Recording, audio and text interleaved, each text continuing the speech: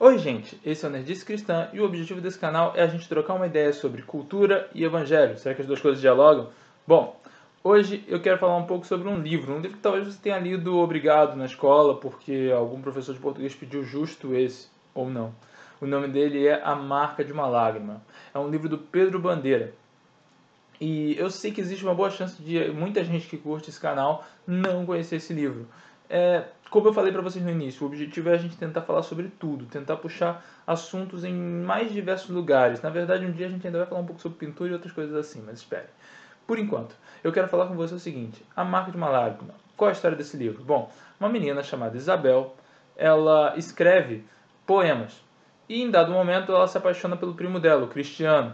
Ela fica apaixonada pelo Cristiano, mas o Cristiano se apaixona pela amiga dela, a Rosana. E ela ficava escrevendo poemas para o Cristiano e tal. E em dado momento a Rosana meio que pede a Rosana meio que passa um poema dela para o Cristiano para tentar impressionar ele, e o Cristiano meio que pede a ela para escrever poemas para impressionar a Rosana, enfim, acho que é o contrário, ele que pede primeiro, mas enfim, eles começam a escrever poemas para enviar um para o outro e fica um negócio meio louco porque ela que está escrevendo os poemas. E essa história do livro até que vai chegar num ponto lá que vai ter que meio que a reviravolta e tal, que eu não vou estragar aqui, mas essa história do livro eu acho ele muito bonitinho, bem agradável de ler, e é uma história que vale a pena para você dar uma conferida em literatura brasileira infanto-juvenil, né? Você, se gostar, é bem legal, não é o supremo dos livros brasileiros, mas é bem divertido, e é do meu querido e considerado um dos maiores do Brasil, o autor Pedro Bandeira, o gênio do infanto-juvenil nacional. Um dia, se vocês pedirem, comentarem aqui, quem sabe a gente não faz um vídeo sobre os caras, achando cada uma das características dos caras, né? Que a gente pode pensar um pouco, pensar e dizer assim, pô, onde a gente encontra graça nessa história. Mas hoje não é o dia dos caras, hoje é o dia da gente falar da Marca de uma Lágrima. Então, essa é a minha descrição. Qual é o assunto que eu quero puxar sobre esse livro? Bom, em dado momento, a Isabel, você vê o esmero e o carinho que ela tem escrevendo os poemas dela para ambos os personagens. E de certo modo, se você prestar atenção, você vai notar que o Pedro está tentando te mostrar alguém que é artista, que gosta do que faz e que faz aquilo ali com arte verdadeira, com o prazer de criar. E eu quero que você perceba para onde isso aponta. Talvez, eu tenho quase certeza que o Pedro não tinha intenção de que isso apontasse para lá. Mas onde a gente acaba encontrando o reflexo dos artistas, o reflexo desse gosto por criar coisas belas? Em Deus. Deus é o criador de toda a beleza que a gente encontra nesse mundo. E é a razão de ser de tudo aquilo que existe.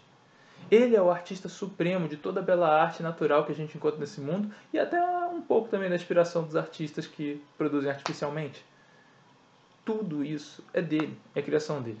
E quando você repara nisso, você vai reparar também que ele é um artista dedicado e que faz algo belíssimo. Vale dizer que acaba sendo forte quando você tem a percepção de que a Isabel está escrevendo os poemas dela, mas ela está vendo esses poemas ganharem um fim que não é o que ela gostaria. Os poemas estão indo para fazer com que exista uma relação não entre ela e o Cristiano, mas entre o Cristiano e a Rosana, e, e fazem ela ficar meio que entristecida com a melhor amiga. Então, de certo modo, você vai observar que enquanto esse triângulo amoroso vai se fechando e a Isabel vai ficando de fora, né, você também nota a tristeza dela de ver a sua criação andando numa direção tão contrária àquilo que ela gostaria. E quando a gente repara nisso, a gente repara um pouco, a gente pensa um pouco em Deus também. Porque é assim que funciona, não é?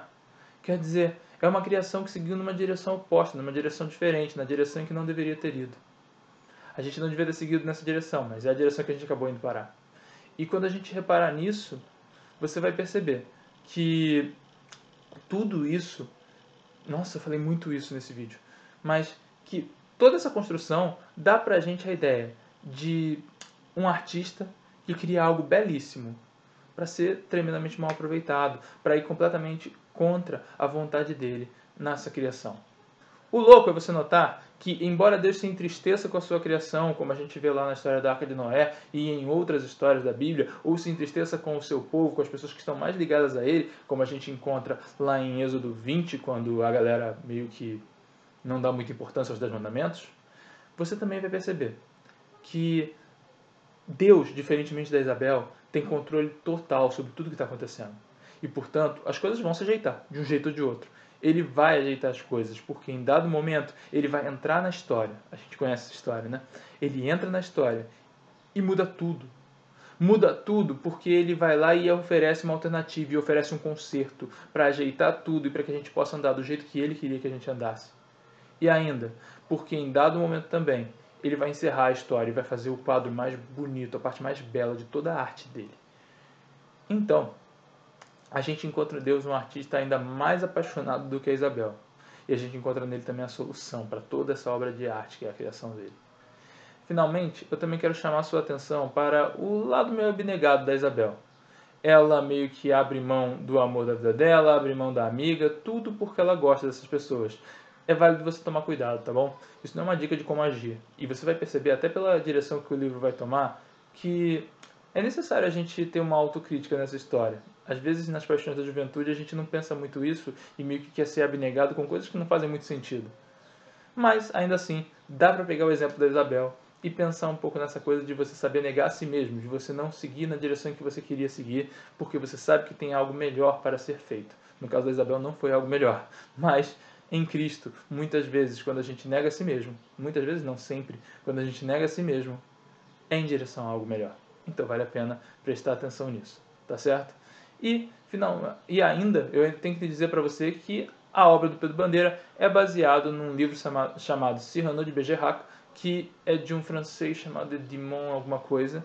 E, portanto, se você já ouviu falar dessa obra, você pode também conhecer um pouco dessa história, apesar de nunca ter visto A Marca de uma Lágrima, ou você pode ter lido A Marca de uma Lágrima e não saber que é baseado nessa obra. E ainda, se você não quiser ler nenhuma das duas, eu te aconselho a escrever Chapolin e Cyrano de Bergerac, que você vai encontrar a versão do Chapolin de Cyrano de Bergerac. Quem sabe você não gosta também, né? Então, tá aí as minhas dicas e eu quero dizer para você que foi muito bom falar um pouco sobre esse filme com você. Literatura nacional, gente. De vez em quando a gente fala um pouco nesse canal também, porque vale a pena ler livro brasileiro também. Fala um pouco sobre quem a gente é e sobre como a gente funciona no nosso país e até no jeito de pensar. Então, de vez em quando vai vir esse tema assim, tá bom? E é isso, tá bom? Até a próxima quarta e tchau!